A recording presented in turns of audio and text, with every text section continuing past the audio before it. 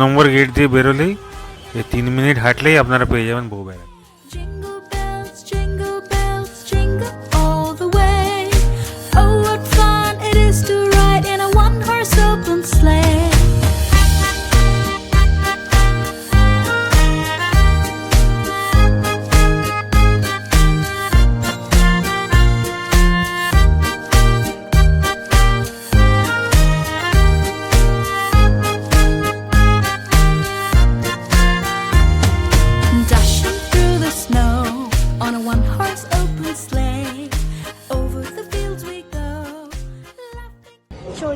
Minute ধরে দাঁড়িয়ে আছি লাইনে, এখনো ঢুকতে পারিনি আমরা।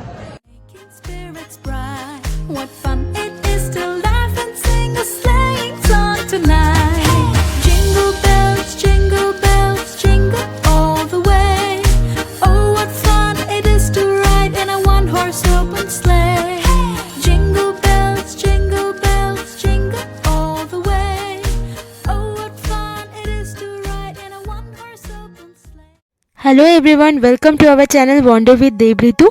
আমরা এখন পৌঁছে গেছি চাঁদনি চক মেট্রো স্টেশনে, আর এটাই হচ্ছে বউ ব্যারাক যাওয়ার নিয়ারেস্ট মেট্রো স্টেশন।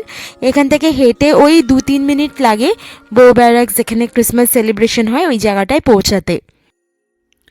আপনাদের এখানে 6 নম্বর গেট দিয়ে বেরোতে হবে। 6 নম্বর গেট দিয়ে বেরোলেই 3 মিনিট হাঁটলেই আপনারা পেয়ে যাবেন বউ ব্যারাক। আমরা একদম বউ ব্যারাক্সের কাছে পৌঁছে গেছি। আপনারা এই রাস্তাটা দেখলেই বুঝতে পারবেন, খুব সুন্দর লাইট লাগানো থাকে, খুব সুন্দরভাবে ডেকোরেটেড এই রাস্তাটা, তো দেখলেই বুঝতে পারবেন। এখান দিয়ে ঢুকে একটুখানি গেলেই আপনারা বাঁদিকে বউ ব্যারাক্স পড়বে। চলুন গিয়ে দেখাচ্ছি। আজ 23 তারিখ, আর 23 তারিখ থেকে এখানে মেন ফাংশনস সব শুরু হয়, তাই ভিড়টাও বেশ ভালোই হয়েছে দেখছি। আজকেই এত ভিড়, তো 24-25-এ তো আরও অনেক ভিড় হবে, সেটা বোঝাই যাচ্ছে। আর এই দেখুন, আমরা পৌঁছে গেছি বউ ব্যারাক্স।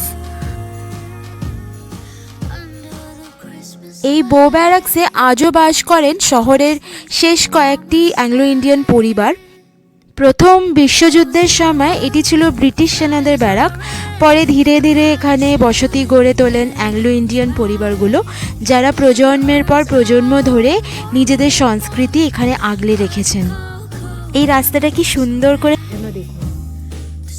আর মানুষের ভিড়ও দেখতে পাচ্ছেন ভালোই, মানে 23rd হিসেবে বেশ ভালো ভিড় হয়েছে। তো 24-25 তারিখ তো প্রচুর ভিড় হবে। অ্যাকচুয়ালি এখানে 23rd থেকেই মেন প্রোগ্রামগুলো শুরু হয়, আর চলে মোটামুটি নিউ ইয়ার অবধি চলে। এখানে দেখবেন সব লাল ইটের পুরনো বাড়ি, এখানেই সব অ্যাংলো ইন্ডিয়ান পরিবারগুলো থাকেন। তো বেসিক্যালি একটা ছোট ন্যারো লেন, যেখানে মানে দুদিকে লাল ইটের বাড়ি দেখতে পারবেন আপনারা, আর মাঝখানে রাস্তাটায় সেলিব্রেশন হয়, ক্রিসমাস সেলিব্রেশন 23rd থেকে স্টার্ট হয়। একটা স্টেজ করা আছে, যেখানে 23rd থেকে রোজ কিছু না কিছু ফাংশনস হবে। এখানে আপনারা হয়তো পার্ক স্ট্রিটের মতো অত ঝলমলে আলো বা বড় বড় রেস্টুরেন্ট এইসব পাবেন না, তবে এই জায়গাটার কিন্তু একটা আলাদা ভাইব আছে, মানে ভীষণ একটা হোমলি ব্যাপার, খুব ভালো লাগবে। আপনারা এখানে একবার আসবেন, দেখবেন। আর রাস্তার দুধারে প্রচুর খাওয়ার অপশনস পেয়ে যাবেন। এখানে স্থানীয় মানুষেরাই বসেন খাবার নিয়ে, যেরকম কি কেক, মোমো, বার্গার্স, ফ্রাইজ, অনেক কিছু, মানে প্রচুর খাওয়ার অপশনস পাবেন এখানে। আর এখানে এসে কেক একবার খাবেন, কেক খুব ভালো ভালো অনেক রকমের কেক পাওয়া যায়।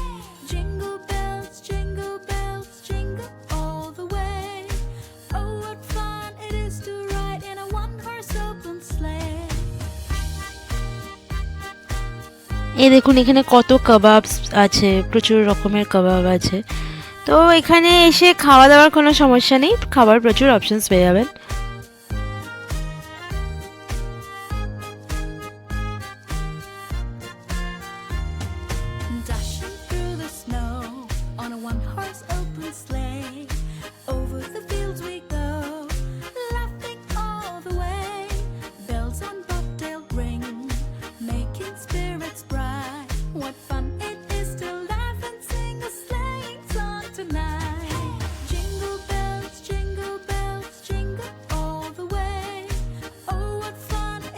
যত রাত বাড়ছে তত লোকও বাড়ছে, প্রচুর লোক। মনে হচ্ছে আজকেই 24 বা 25 তারিখ,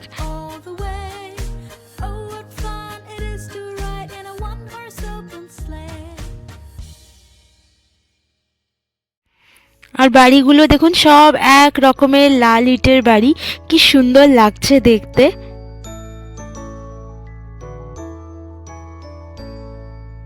Joy to the world, the Lord is come. Let earth receive. জানি না এই চিকেন পেয়ারে কাবাবটা কি হয়, ফার্স্ট টাইম আমি দেখলাম, বাট এখানে অনেক জায়গায় পাওয়া যাচ্ছে চিকেন পেয়ারে কাবাব। আপনারা যদি ট্রাই করেন তাহলে কমেন্টে জানাবেন কেমন খেতে। আমরাও এখানে একটা জায়গা থেকে চিকেন মোমো নিয়ে নিলাম, তো 100 টাকা নিল চিকেন মোমো। চিকেন মোমোটা ঠিকঠাক খেতে ছিল, খুব যে ভালো আমি বলবো না, কিন্তু ঠিকঠাকই ছিল। আর এখানে প্রোগ্রাম শুরু হয়ে গেছে, ছোট্ট ছোট্ট বাচ্চারা নাচছে, কি সুন্দর লাগছে দেখুন।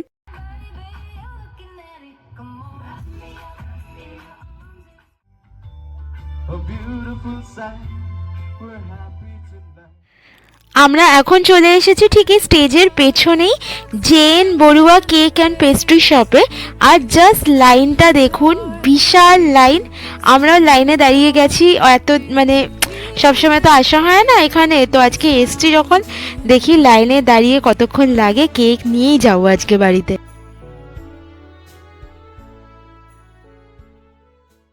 40 মিনিট ধরে দাঁড়িয়ে আছি লাইনে, এখনো ঢুকতে পারিনি আমরা। আমরা 7:50 থেকে লাইনে দাঁড়িয়েছিলাম, আর ফাইনালি 9:45টার সময় আমরা জেএন বড়ুয়ার সামনে অবধি পৌঁছাতে পেরেছি। যাই হোক, আমরা এখান থেকে একটা ওয়াইন কেক আর একটা ছানার কেক নিয়েছি, আর দুটো টেস্টই বেশ ভালোই ছিল। যাই হোক, 2 ঘন্টা লাইনে দাঁড়ানোটা সার্থক হলো ফাইনালি। আর আমরা এই ভিডিওটা তাহলে আজকে এখানেই শেষ করছি। আপনারা পারলে একবার ঘুরে যাবেন বউ ব্যারাক থেকে, বেশ ভালো লাগবে আপনাদের।